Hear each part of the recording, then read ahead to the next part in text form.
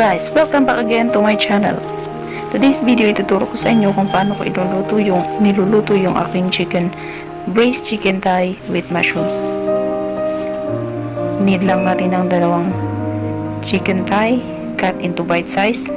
Then i-marinate natin siya with pepper, rice wine,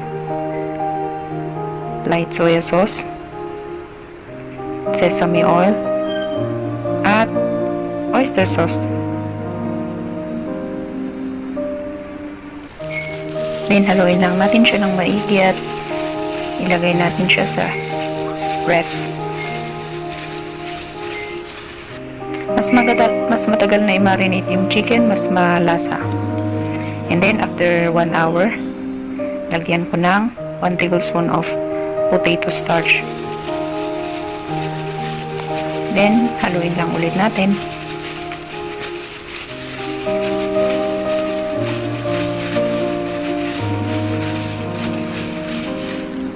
At gawa naman tayo ng sauce. 2 tablespoon of rice wine, and then 1 teaspoon of sugar, 1 and a half tablespoon of soya sauce, half teaspoon of dark soya sauce, and 1 teaspoon of oyster sauce, at 1 tablespoon of potato starch to thicken the sauce.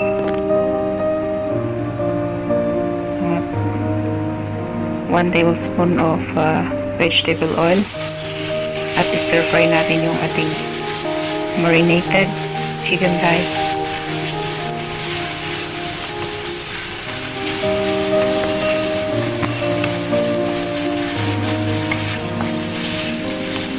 Pagkatapos natin itong lutuin yung chicken thigh, set aside natin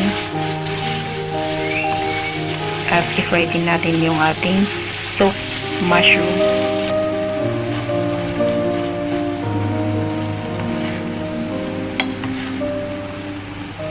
Set aside muna natin at isunod naman natin i-fry yung ating soaked mushroom.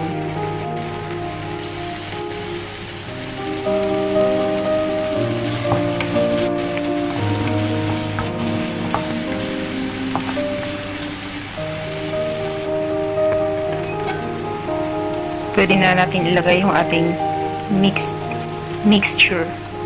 I mean yung sauce.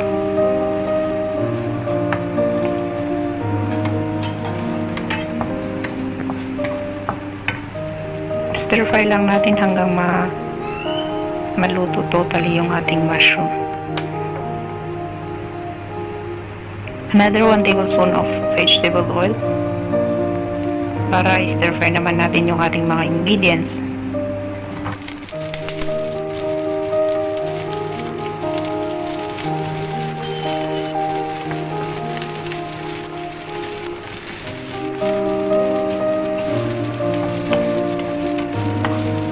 Madali lang siya guys na lutuin.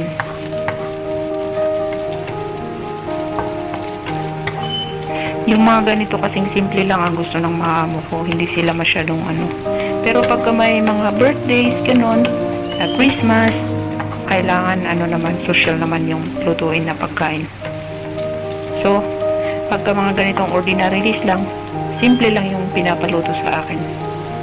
Tapos ilagay na ulit natin yung ating mushroom with sauce. At ihalo din natin yung ating chicken.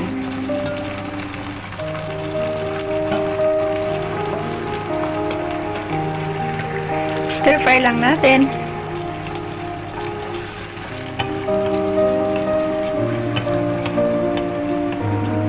Yummy! Hopefully guys, magustuhan nyo ito at masubukan nyo rin iluto sa inyong mga lugar or saan man kayo sa sulok ng world. Masubukan nyo rin itong recipe na to.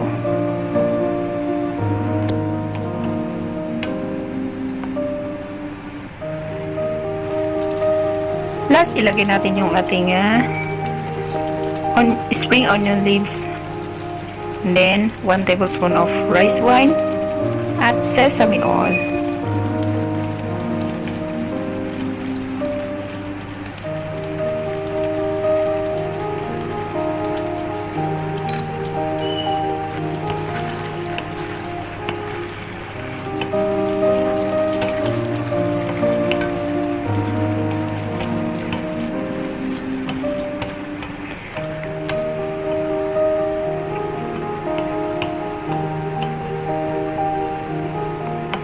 Sana nagustuhan nyo ang recipe na to. Pag nagustuhan nyo, thank me later.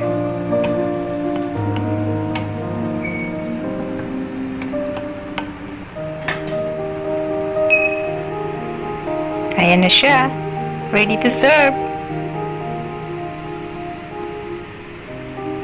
Hope you like it mga guys. Pwede na natin i-transfer sa ating final bowl at i-serve na natin kasi bababa na sila 5 minutes. After 5 minutes, kakain na yung mga Taliban people. Ayan na siya.